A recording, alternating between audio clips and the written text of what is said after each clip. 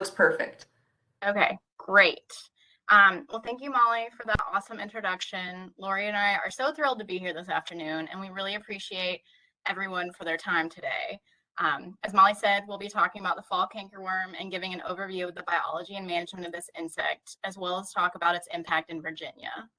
Um, Again, just to kind of give you guys an intro to Lori and myself. So I'm Caitlin.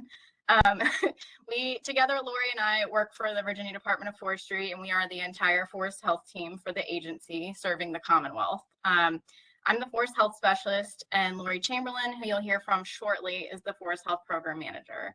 I've got our contact information here, but we'll have additional information at the end if you'd like to get in touch with us after this webinar. All right, let's get into it and talk about fall cankerworm. So fall cankerworm is known by its scientific name, Alsophylla pomateria, and is in the family Geometridae. Larvae in this family are called loopers or inchworms because of the way they move. Most have 2 pairs of usable prolegs in this family. However, fall cankerworm has 3 pairs, which makes them pretty unique to be in Geometridae. These caterpillars grasp with the front legs and move up with the prolegs in the back, making the thoracic and abdominal segments arch and creating the classic inching motion that they're known for. This insect is native to North America, with its range recorded from Canada, south to Florida, west to California, Colorado, Utah, and Montana. However, the most common range recorded in the eastern United States is from New Brunswick, Canada, down to Georgia. So adult fall cankerworm will emerge in the fall, typically in October and November, lending to the name fall cankerworm, which is a little misleading considering the damage happens in the spring, but it's when the adults emerge, that's fall cankerworm. Males typically emerge before the females, and adult fall cankerworm do exhibit sexual dimorphism or distinct differences in size or appearance between the sexes. Females are about a ½ inch long, wingless, and covered in gray scales, as seen in the top left photo. Male moths have wings and a wingspan of 1 to 1.4 inches. The drab, cryptic, and gray color of the adults allows them to easily blend in with trees in their surrounding environment. Female fall cankerworm will climb up trees, release a sex pheromone to attract males, and then mate and lay between 100 to 200 eggs per female. Eggs are laid closely together in tight rows on the trunk and branches of the trees, as you can see in this photo where the female is laying her eggs. The adults are short-lived, only living long enough to mate with other fall cankerworm and then overwintering as the egg masses. So the larvae are about 1 inch at maturity, and the coloration is highly variable, ranging from light green to dark brown. Both color morphs will have longitudinal lines running down their backs. This life stage feeds for 5 to 6 weeks, beginning at the time of bud break in spring. These caterpillars will go through 5 instars, which are developmental stages between molts at this time. Larvae will then spin on silken threads to the ground to pupate. They can also spin out on these threads from host trees when they're disturbed. The pupae are yellow to green in color initially, and then become a dark reddish brown color. This is the longest life stage of fall cankerworm, about 7 months in total, ranging from late spring through summer into the beginning of fall. So as is evidenced by the previous slide, fall cankerworm have a 1-year life cycle spanning from the adult activity in the fall through larval feeding in the spring and pupation in the summer. The period of cold weather in the fall is what triggers initial adult activity. Reproduction of fall cankerworm is kind of unique in that it can be sexual, as I described in the previous slide. It can also be through gynogenesis, which is where it's traditional mating with male and female, and the sperm triggers the development of the egg into an embryo, but it doesn't actually add any genetic material to that embryo. Or it can also be through parthenogenesis, where the larvae are just clones of the female. This type of reproductive strategy is beneficial in high populations of fall cankerworm, as clones can specialize on different tree species as hosts and also differ in hatch times to limit competition. I mentioned the 2 color forms of the larvae earlier, and these different color forms depend on the population levels of fall cankerworm, where the darker colored larvae predominate during outbreak periods. So fall cankerworm is not known to feed on evergreen host species. However, the larvae do have a really large host list, feeding on a variety of broadleaf trees and woody plant hosts. These include oaks, hickories, cherries, elms, beech, and many others. While the list of hosts is long, oaks are considered a favorite host, and most outbreaks have been documented occurring in these oak-dominated forests. Fall cankerworm larvae begin feeding right at bud break. Typically, egg hatch occurs from late March to early May as the buds begin to burst in that region. Young larvae cause a shot hole feeding pattern, as seen in the top image on the right. Older larvae will consume all tissue on the leaf down to the midrib, leaving a bare, stripped appearance on the host, as you can see in the bottom right image. Fall cankerworm is considered an eruptive outbreak pest, meaning that there can be years of significant defoliation and population levels, followed by years of new detection or damage. These images on this slide were taken from the Bull Run Mountain outbreak in 2014. You can see that this was taken after leaf out, yet there are many trees that are completely bare or have sparse foliage. Often during these outbreaks, it can look like winter for deciduous hosts, completely bare and thus unable to photosynthesize and causing stress to some of these trees. When larvae finish feeding and are about to pupate, large quantities of caterpillars can frequently be found aggregating on woody debris and other immobile structures outside. I'm going to try and get a video to play for you guys. So this video was taken by Tom McAvoy at Virginia Tech. Try and play it again. And you can see that they're aggregating on this like woody stump, and it's just tons and tons of these caterpillars aggregating right before pupation. Neonates can also produce silken threads to help them disperse through the wind to other trees. This video was taken from a park outside the Richmond area during an outbreak. It's pretty crazy because it just looks like they're floating, even though they're hanging from a tree above. And I just think it's pretty goofy looking. And I think it'd be fun to see if you were like out at this park, just trying to go for a hike, and you see all these little caterpillars seemingly floating in air.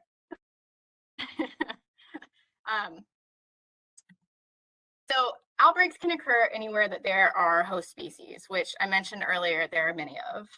Most are not long in duration and for the most part localized. However, some can be quite extensive and last multiple years. When there are consecutive years of defoliation, this is when trees can be weakened, resulting in reduced growth, dieback, and occasionally and sometimes mortality. This is especially true if trees are subjected to additional stressors such as drought, mechanical damage, or poor site conditions.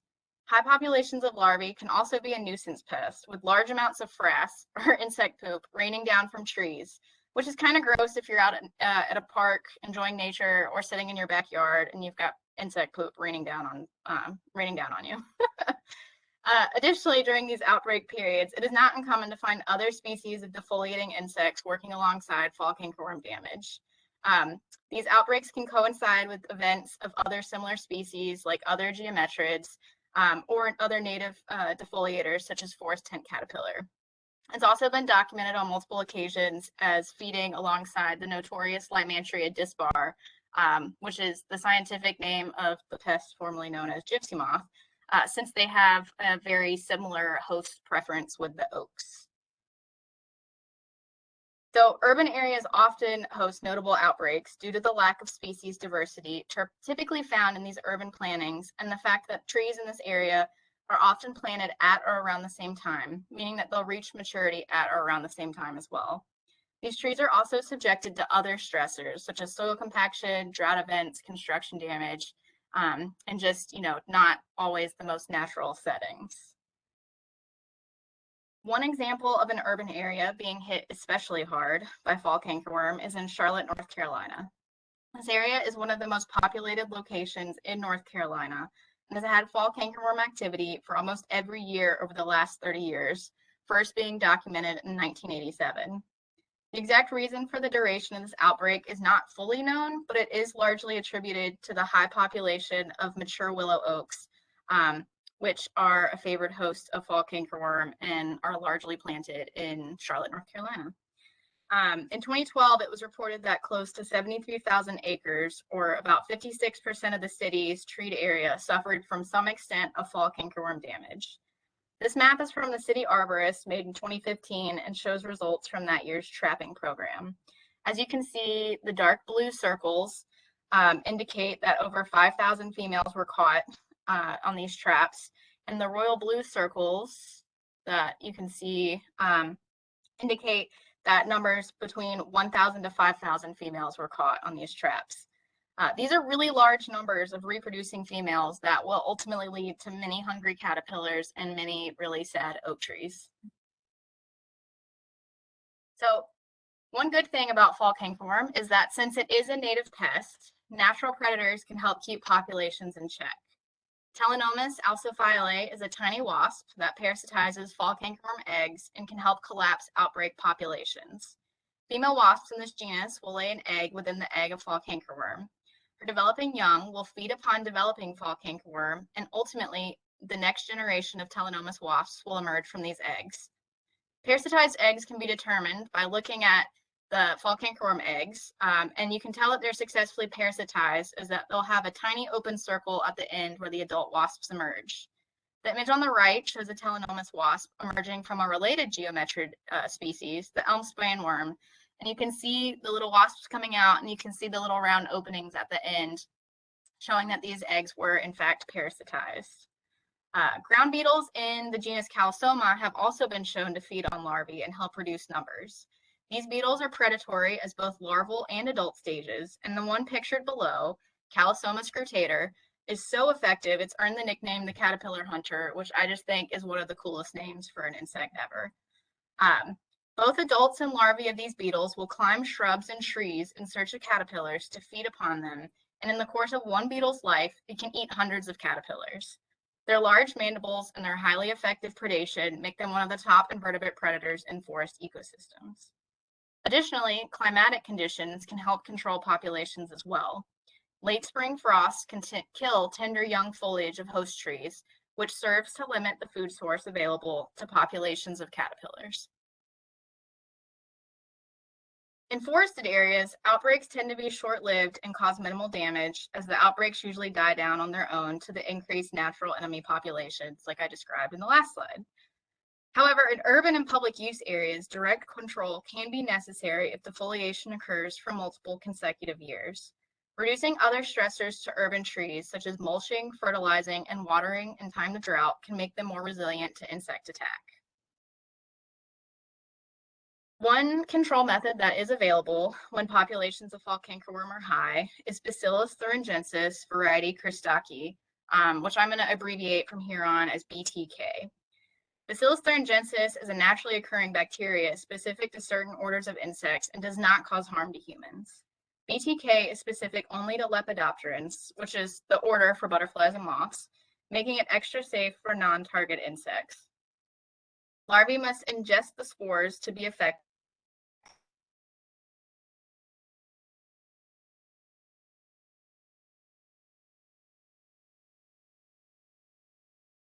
Hey, Caitlin, you dropped out there for a second. Can you hear me, Lori? Yeah, you're back. You're back. Okay, Thanks. sorry about that. Where did you lose me? I'll go back. Just now. It was like 2 seconds ago. Yeah, you're good. Let me back up. Okay. Yeah, so applications of BTK, because it needs to be ingested by caterpillars, it needs to be sprayed when the larvae are small and actually hit the leaf tissue, so what the caterpillars are going to consume. This is usually around the second week of feeding when you hit those small caterpillars before they get to the larger instars. This can be where close monitoring of populations comes to play to help the application be most effective. Applications of BTK can be made through aerial sprays if there's a large outbreak, or manually through backpack sprayers or hand pumps. Because of the specificity of BTK to Lepidopteran species, it is more ideal in large-scale spray programs than the application of a broad-spectrum insecticide, which can have negative impacts on many non-target insect species outside of Lepidopterans. Another really effective thing that you can use to plan your management protocol is tree banding. Tree banding should be placed mid-November through the end of January. This process is helpful to aid in monitoring populations and determine when other control methods are needed. Since females must climb up the trees to lay eggs, applying some banding around the trunk can also help limit reproducing life stages in non-outbreak years. Placing a band 5 to 6 inches wide with a sticky substance can be helpful at trapping fall cankerworm and determining population density. If a large tree has cracks between the bark plates, cotton batting can be placed underneath the band so that they cannot crawl underneath. These bands do need to be replaced and checked regularly, and there is also a downside to this method that sometimes non-target bycatch, such as beneficial insects or even small amphibians or birds, can also be trapped. Our own Dr. Molly Dar, host of this webinar, created this image on the right for her paper that she put out recently in the Journal of Integrated Pest Management about fall cankerworm, showing how to place bands, sticky bands, and barrier bands around trees. And I just think it's a really wonderful graphic, and I recommend that anybody that wants to learn more about fall cankerworm check out her paper after this webinar. So some localities in Virginia use tree banding to determine how fall cankerworm populations are looking. Fairfax County in Northern Virginia has had fall cankerworm outbreaks for decades, and in the year 2000 began a formal tree banding program to help aid in management decisions. A few years ago, a student at Virginia Commonwealth University worked with Fairfax County to optimize thresholds for fall cankerworm. The original threshold considered 0 to 45 females trapped as a predictor of light defoliation, 46 to 90 females indicating moderate defoliation, and greater than 91 females predicting heavy defoliation. Using the same sampling method described to come up with the initial prediction protocol, Walter et al. Determined that moderate or heavy defoliation was determined when actually there were greater than 200 females per band, compared with the much lower heavy defoliation predictor of 91 or more females. The change in this threshold as a result of this paper can help reduce unnecessary pesticide usage and save local governments money, since they won't need to treat when it isn't warranted. Fairfax County still uses more than 200 females per trap as their threshold, but hasn't had to enact a control program since 2015, since populations have been low since then. A neighboring county in Northern Virginia, Prince William County, also has a history of fall cankerworm outbreaks and uses 100 females per band as their threshold. However, to determine whether they will spray or not, they also need a broad area of consistently high trap counts within the potential spray zone, and also take into consideration tree species composition, parasitism of egg masses, possible caterpillar predation and parasitism, weather conditions, previous defoliation sprays and trapping results, and the general health of the stand before they're going to enact any sort of program. So as you can see, there's a lot that goes into the monitoring process for this insect, and spray programs are not determined for looking at trap counts alone. So I'm going to end up my little section about egg mass surveys, which can be a helpful tool in looking at population densities on host trees and in areas that have previously had high fall cankerworm populations. This can also help in planning for a spray program or a control program, as you can set a threshold for the amount of eggs as well as monitoring them for egg hatch to have the most impactful application of BTK or insecticide. It can also help determine if you have any parasitism from Telenomus, the egg parasitoid I mentioned earlier. So that's going to wrap up my section about the biology and control. Bear with us for a second as Lori takes over, and then we'll be back for questions. Okay, so we're actually in the same office. We're just switching chairs so that I can be near the microphone. Okay, so now I'd like to talk a little bit about the history of fall cankerworm in Virginia, because historically it has been a significant defoliator in our state. But first, I want to quickly go over how we typically gather defoliation data here at the Virginia Department of Forestry. Since Caitlin and I can't be everywhere at once, we rely a lot on reports from landowners, our staff, and other natural resource professionals. And recently, we've also started using satellite imagery to help us locate areas where there may be a forest health disturbance. So once we have all these reports or areas of interest, we'll follow up with ground and possible aerial surveys. A ground survey is necessary to confirm the tree damage and the agent that is causing the damage. And then an aerial survey is used to map the extent of the damage. So Caitlin is actually our sketch mapper. She's done that for the past few years.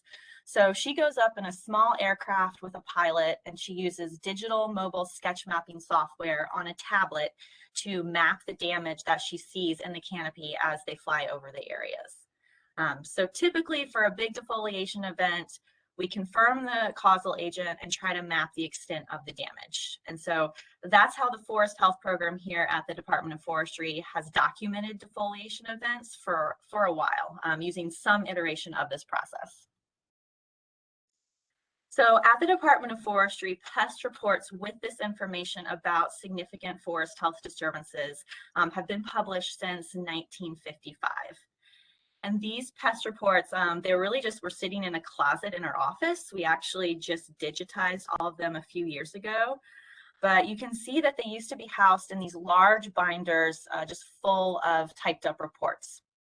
Well, in 2015, my colleague Chris Acero, who now works for the U.S. Forest Service, he started reviewing all of these archive reports since the 1950s for major pest incidences involving defoliators in Virginia. And we defined major as at least 500 acres with moderate to severe defoliation, which we categorized as more than 30% canopy loss. And so this took quite a while going through all these reports since 1955. But we were able to summarize and publish all of this data. So for the next few slides, I'll be showing some maps and charts from the paper that we published in 2015, the outbreak history of spring defoliators impacting oak-dominated forests in Virginia, with emphasis on Lymantria dispar, formerly known as gypsy moth, and fall cankerworm. Now, this is just a one-slide summary of Lymantria dispar because it can be very connected to fall cankerworm. In fact, in some cases, it may be difficult to tell if the cause of defoliation is due to fall cankerworm or Lymantria dispar without extensive ground survey. But Lymantria dispar is one of our oldest invasive insects. It is native to Europe and was introduced to Massachusetts in 1869. Since then, it has spread west and south down to Virginia and feeds on hundreds of tree species with a preference for oak trees. It can cause hundreds of thousands of acres of damage, especially along ridgetops, as you can see in this photo here from an aerial survey in 2008. Hopefully you guys can see the brown along the ridgetops here. That's all damage caused by Lymantria dispar. It was formerly known as gypsy moth, so there will be charts and graphs in this presentation from old publication with references to the gypsy moth.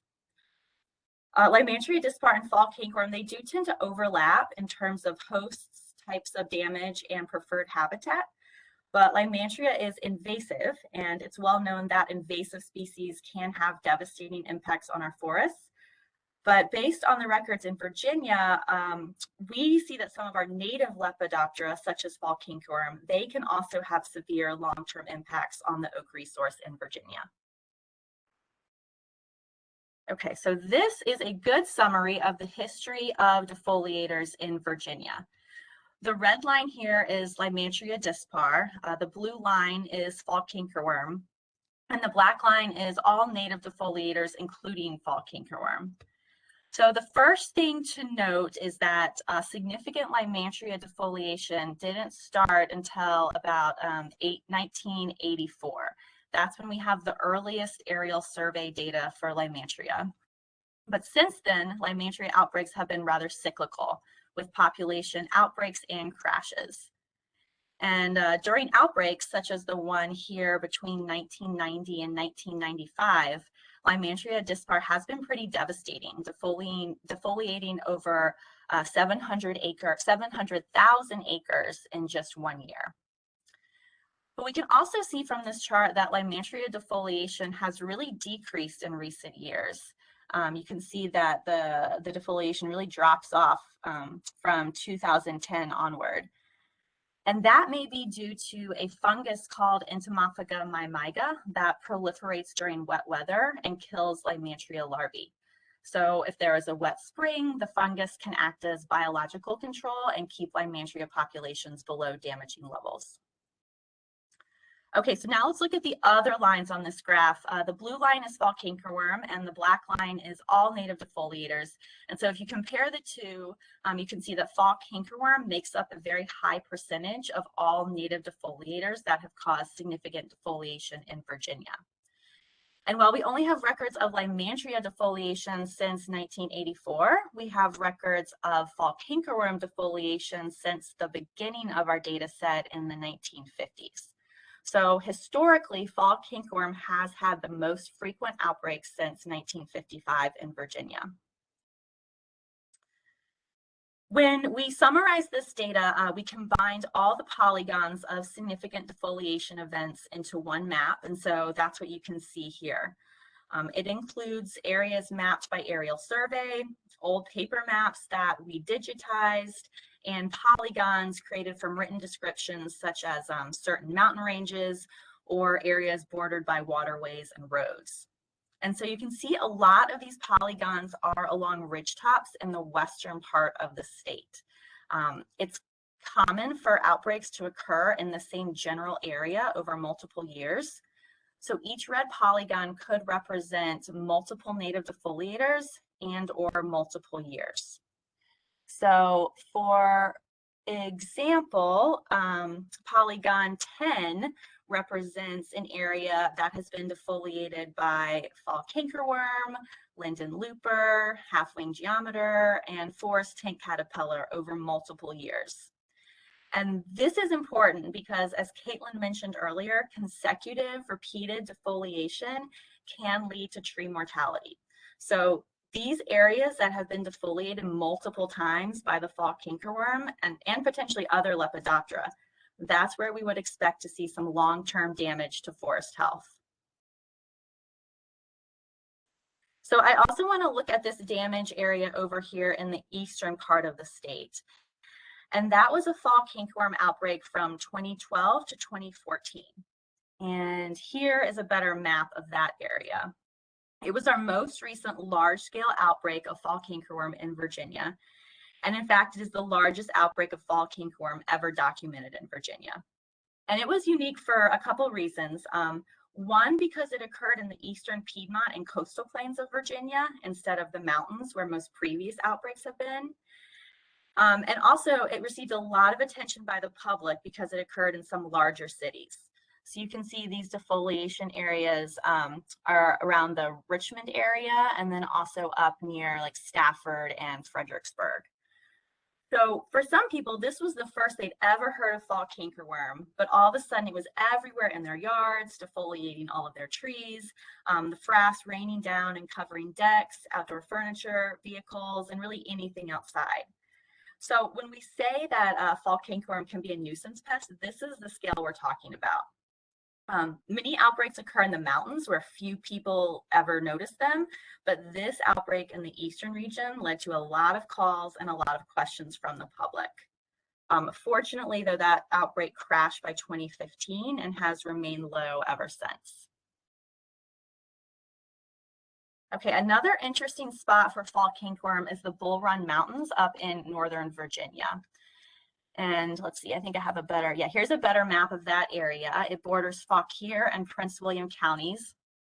It is a small mountain chain, but it has had more documented outbreaks of fall cankerworm than any other area in Virginia. And so what we're looking at here in this map is we overlaid all the defoliation polygons from different years on Bull Run Mountains. And the different colors here represent the areas that were defoliated multiple years. So you can see that some of these areas have been defoliated up to 4 times. The forest here is dominated by chestnut, scarlet, and white oak with hickory and maple. So this location is highly suitable for fall cankerworm.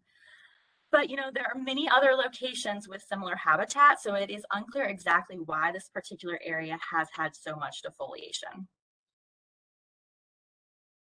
Okay, and here are a lot of numbers. This is the estimated total defoliated acres in Virginia due to fall cankerworm and Lymantria dispar. And so this is the data that was used to create the line graph that I showed a few slides back. And here I've highlighted fall cankerworm. And you can see that cankerworm has been the most common recurring defoliator in Virginia for the last 65 years. There are certainly periods of time when there is no reported fall cankerworm defoliation, but then that is generally followed by a few years of damage. And if you go down these columns, you can see that pattern of population outbreaks and then crashes, and peaks and then crashes, all the way from 1953 to 2014. 2010 to 2014 was the largest fall cankerworm outbreak reported, and that's what I already showed you in the eastern region. It totaled over 500,000 acres of defoliation. But that's where this chart stops at 2014. So what's been happening since then? Well, not a lot. We have seen Lymantria dispar pick up a bit. You can see here are some acres of damage that we've recorded due to Lymantria dispar since 2015. But it's not an overwhelming amount, mainly just some scattered moderate defoliation in the western part of the state. But fall cankerworm, it seemed to disappear. We didn't map any acres since 2014 and assumed we were in a population crash. That was until we heard about a small outbreak that occurred from 2018 to 2020. So that's what I want to talk about next. Okay, this brings us to a fall cankerworm case study at Mountain Lake, Virginia. And this was interesting because we didn't hear about it until 2020, which was the tail end of the outbreak. The outbreak actually occurred between 2018 and 2020. So it's been challenging to document this outbreak because we haven't been able to use our typical aerial survey methods. And now we've had to get creative with using different techniques to retroactively gather data. But now this year in 2021, we're starting to see oak mortality at the site that had consecutive years of defoliation the previous 3 years. And so to back up a bit, this is where Mountain Lake is in Giles County in Southwest Virginia. It is the home of the movie Dirty Dancing and the lake where the famous scene with Baby and Johnny took place. I don't know if we have any Dirty Dancing fans out there, but this is the place. Unfortunately, this natural lake has dried up for unknown reasons that some scientists are researching. And you can see in this photo was taken this past summer. So lake's pretty dry, not much swimming going on there now, but it is a nice place. And you can see in the background surrounding the lake, you can see that forest. And so that's where the fall cankerworm outbreak took place. And that's kind of, I guess, our area of interest for this little case study. Well, when we heard about the defoliation in 2020, we reached out to see if anyone could verify that fall cankerworm was indeed the causal agent in previous years. And so we were able to get photo documentation from Aaron Komoski, a U.S. Forest Service employee that actually worked at Mountain Lake in 2018. And so these photos clearly show fall cankerworm defoliating the trees in 2018. In 2019, an aerial survey by the U.S. Forest Service mapped defoliation over Mountain Lake, but without ground truthing, they weren't able to pinpoint the correct causal agent. So we think what they actually mapped was fall cankerworm, and photo documentation by Tom McAvoy with Virginia Tech confirms that. Caitlin, he took these photos, and Caitlin already showed you this video here. This is all taken by Tom McAvoy in 2019. So there was just a lot of cankerworm there that year.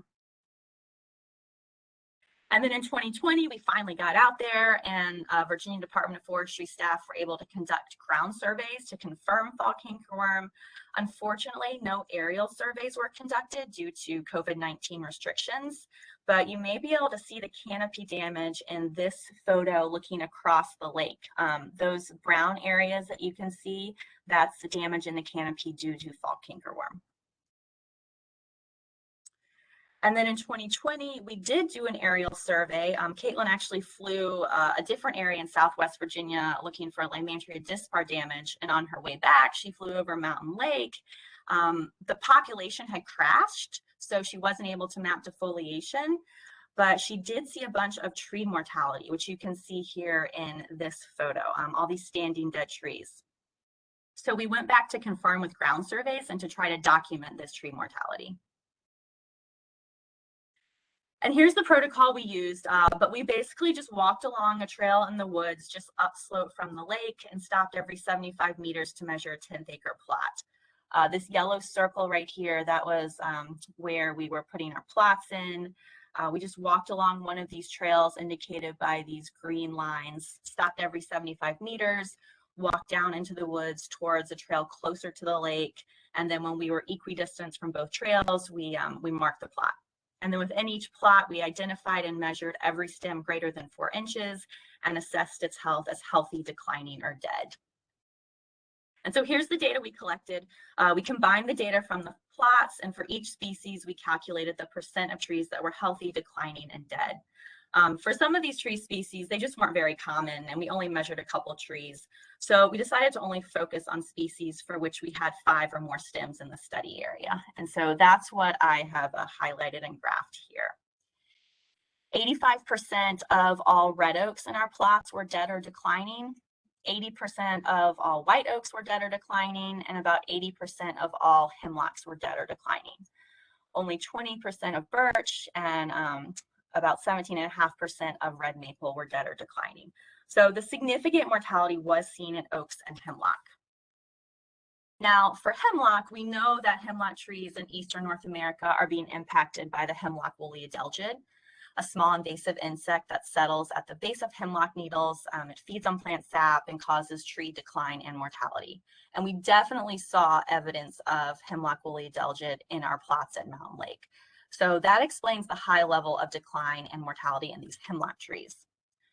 But for the oaks, we saw little evidence of a tree disease or anything else that would have caused rapid tree death. So it makes sense that the fall cankerworm outbreak over the past 3 years contributed to this high level of mortality. And, you know, it's hard to prove a cause and effect relationship here, but we know that there was a fall cankerworm outbreak for 3 consecutive years, and now we are seeing significant decline and mortality in oak trees. So I want to put this in context with general oak decline that we are seeing in Virginia. Fall cankerworm is a native pest that can cause significant defoliation. We know that. But in general, trees can withstand a year of defoliation and then recover. However, multiple years of defoliation can lead to long-term damage, especially if trees are already stressed. And unfortunately, a lot of oak trees in Virginia are already stressed due to oak decline. Oh, what happened there? Okay. You're back. Oh, that was oak decline is tricky to diagnose because it's not something you can test for, but here are the symptoms of oak decline. Crown dieback progressing from the top down and outside inward, premature autumn leaf color, so leaves just turning brown early, foliage browning but remaining on the tree, and tree mortality, which can occur after a few years or decades. Oak decline is defined as the gradual failure in the health of a tree that results from the interaction between 3 groups of stress factors: predisposing, inciting, and contributing. And so the key points here are that it's a gradual process. The tree doesn't just suddenly die. A landowner may claim that their tree just suddenly died, but it's probably more likely that the landowner just suddenly noticed that it was dying. Because oak decline is a very gradual process that can take from 2 to over 10 years. Also, it's the result of many different factors, so not one single causal agent. And this can make it difficult to diagnose because you really have to take everything into account and consider all possible stress factors. So this graphic shows the 3 different groups of factors that lead to oak decline: predisposing, inciting, and contributing factors. Oak decline is caused by many different stressors acting on a tree. Some may be obvious, like insect feeding. You may be able to actually see the insect feeding on foliage or see signs of the insect, but some may be harder to define, such as site conditions. But they all slowly chip away at the tree's health and its ability to defend or overcome stress. So decline starts with predisposing factors, and these are often abiotic and have to do with site condition, such as poor soil, topography, competition, old age, and being in an urban environment. These factors, they start to weaken the tree and just lower the baseline level of health of the tree. These factors, they reduce the tree's ability to fight off insect and disease pests and just make them more susceptible to future disturbances. And just a note about this last bullet point, urban environment, it is a predisposing factor because the lifespan of an urban tree in general is shorter, just due to a number of things that may be present in an urban environment, such as soil compaction, construction activities, planting issues, including, planting at incorrect depth or root girdling or transplant shock, pollution or heat island effects. So really anything from being in an urban environment, and any of those factors can predispose a tree to a state of decline. Next, inciting factors further weaken the tree. They tend to be events that don't kill the tree outright, but they push the tree further along in the spiral of decline. So examples of inciting factors are drought, frost, or defoliating insects such as Lymantria and fall cankerworm. They reduce growth, deplete the tree's stored food reserves, and can cause dieback. And finally, contributing factors are secondary pests that ultimately lead to tree death, such as boring insects and root disease. These are pests that only attack trees that are already in a very advanced state of decline and can, may be considered the last nail in the coffin. Examples of common contributing factors in Virginia are armillaria root rot, which you can see in these photos on the right, hypoxylin canker, two-line chestnut borer, which you can see in this photo, red oak borer, ambrosia beetles. These are all examples of common contributing factors to oak decline in Virginia. And a lot of times these secondary insects and diseases are blamed for the death of the tree. And I guess technically they did lead to tree mortality, but only after the tree was put into an advanced state of decline by the other previous stress factors. So a tree may have been colonized by armillaria root rot, but that may have occurred after a severe drought a few years ago, and then perhaps being defoliated the previous year. So in that situation, I would say that all those factors led to the tree's death, not just the armillaria root rot. And this is the decline disease spiral, which again just shows how predisposing factors on the outside of the spiral here, they can initiate oak decline, and then inciting factors in the middle, they stress the tree and push it further into the decline spiral. And then contributing factors in the center here, they lead to tree mortality.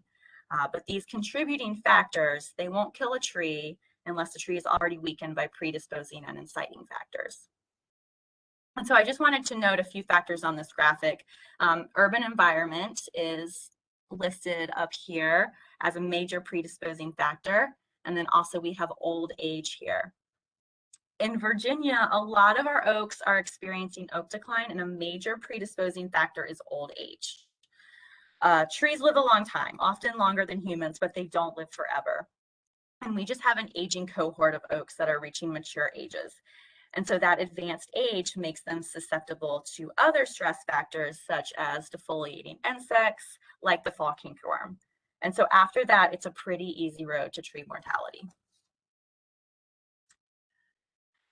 This risk map was created by the U.S. Forest Service, and it shows areas at risk for oak decline and Lymantria dispar. The map shows predicted loss in the future, and it's based on where we have the most oak in Virginia, where we've started to see oak decline and where Lymantria defoliation tends to occur. And since we know that fall cankerworm likes the same host trees and habitat as Lymantria and can cause similar damage, I think it's safe to say that these areas are also at risk for fall cankerworm. And so this is a pretty significant geographic region here in the western part of the state, and a major concern for our oak resource. Okay, I'm just going to summarize all of this up. Fall cankerworm is a significant native pest with periodic outbreaks. And our records show that fall cankerworm has been the most common recurring defoliator in Virginia for the last 65 years. Multiple consecutive years of defoliation can lead to tree mortality, especially if oak trees are already declining, many of which are in Virginia. Unfortunately, there's no way to reverse oak decline once that spiral of decline has been initiated. But at the Department of Forestry, we'll certainly continue to monitor our forest for defoliating pest outbreaks such as the fall cankerworm. And that's all we have today. I know Caitlin put our contact information at the beginning of the presentation, but here is another email address that if you send an email to this email address, it'll go to Caitlin and I. So please feel free to reach out for any comments or questions. And I think, I don't have the time, but I think we probably have a few minutes to answer some questions now, if there are any. Yeah, a few came through. Holy cow, you guys. Thank you so much. What an excellent presentation. I loved learning about your aerial methodology, and covering oak decline was huge at the end there too. Thank you so much. Yes, we have some questions coming in as we speak. If anybody does have any, feel free to drop them in the chat box and I will try to get to them before we have to break. Yeah, I guess I'll just launch right into it here. Someone just asked, are there any predictions of when the next outbreak will occur? Is there any way to determine that? Your guess is as good as mine. Yeah. We don't have a crystal ball. I wish we did.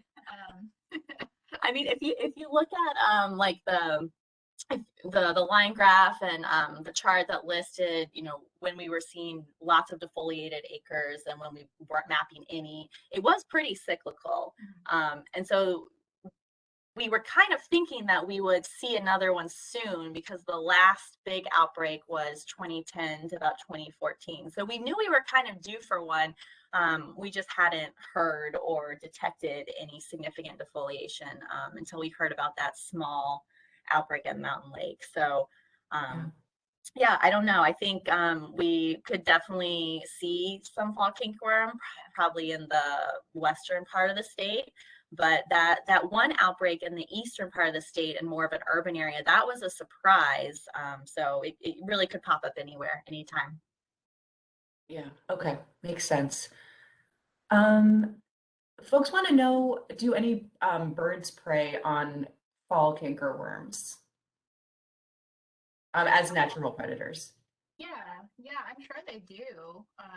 I don't know like specific bird species, but since they're a native insect, I'm sure that, yeah, birds will eat fall cankerworm as a food source. Yeah, fall cankerworm definitely is a food source for some birds. I don't think we would ever lump it into a list of like natural enemies. Like, I don't think bird populations would, we haven't seen them control cankerworm and when it's had a big outbreak. Yeah. And I can't really speak to what birds prey on fall cankerworm, but it is certainly a food source for some of our native birds. Gotcha. Can you cover a couple of the other natural enemies that you know about for fall cankerworm one more time?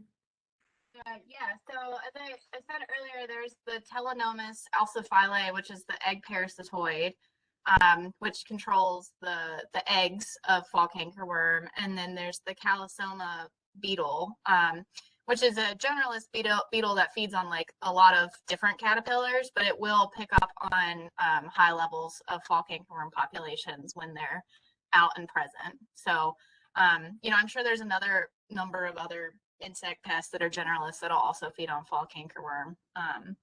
But those are the two big ones that I've come across in literature. Excellent. Yeah.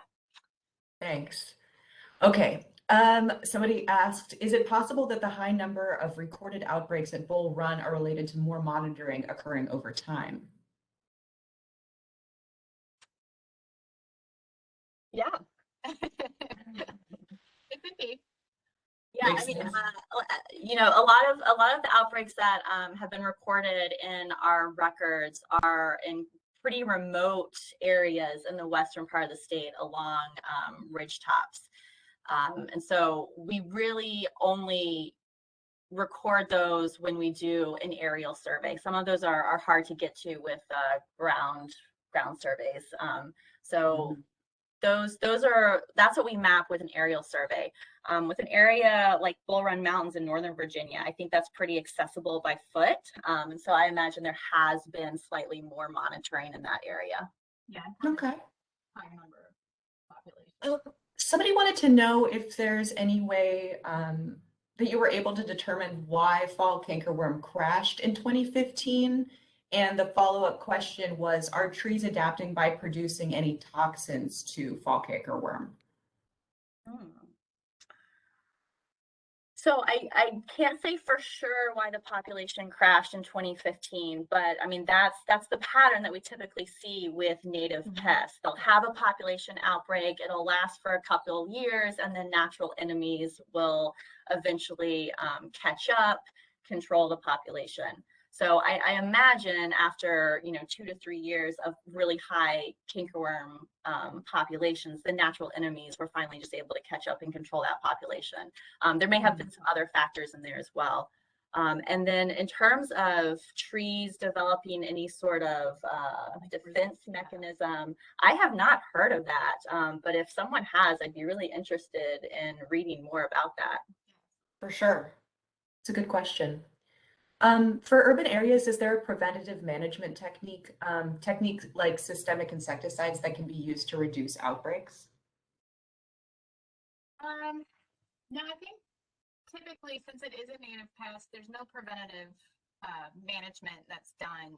Usually it's only after you know that there's an issue. I don't think you would do a systemic. I wouldn't really, yeah. I think, yeah, no, not that I have ever heard of doing anything preventatively. I think it's mainly just follow up once the populations have been kind of causing havoc. Yeah, once they get to damaging levels. Yeah. Okay. Okay, great. That's good to note. Oh, I see Kevin Chase just dropped in the chat box here. To support what Lori and Caitlin said, there's a 1921 paper that recorded some bird species and other predators associated with fall cankerworm outbreaks. Awesome. Thank you so much, Kevin. That's great. We'll be Check that out. Yeah, I didn't know about that paper. That's great. That's good to know. Lastly, this is the last one that I've got. If an outbreak occurs in my area, and this person doesn't specify whether they're a landowner or part of a government organization or anything, but they're wondering where they can get the sticky bands to monitor the numbers, and a follow-up. Also don't know what state they're from, but maybe generally, who should I report these outbreaks? Yes, definitely report them. Yes. You can, just because we're trying to gather as much information about this pest as we can, just to understand it better. So if you're in Virginia, please report it to us. You can use this email address that I think is still on the screen. If you're in a different state, you could still email us and I can get you the appropriate person in your state to contact. And I think the other question was about sticky bands. So what we've used, and I think what some other people have used, it's called web coat. Is that correct? Yeah. Yeah. So if you want to email me, I could probably get you more information, or you could just Google web coat. Yeah, I mean, Molly's paper referenced Tanglefoot, which was another one. I think web coat is what more people are going to now, but like that, yeah, just if you Googled like sticky bands for caterpillar control or like Tanglefoot, web coat, you would be able to find it. Or yeah, email us and we can certainly get you some links. Awesome. Awesome. Okay, well, that wraps up the time that we have. Thank you both so much for your time and effort to make this presentation today. It was sensational. Folks, just a reminder that this has been recorded and it will be posted on our YouTube channel for on-demand viewing. So it'll be there, spread the word.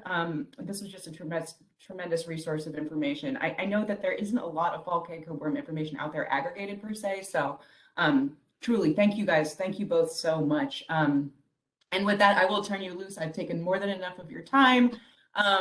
Everybody just make sure you jot down that email address in case you want to reach out to them for follow-up information. But I will be here for the next 10 or 15 minutes or so.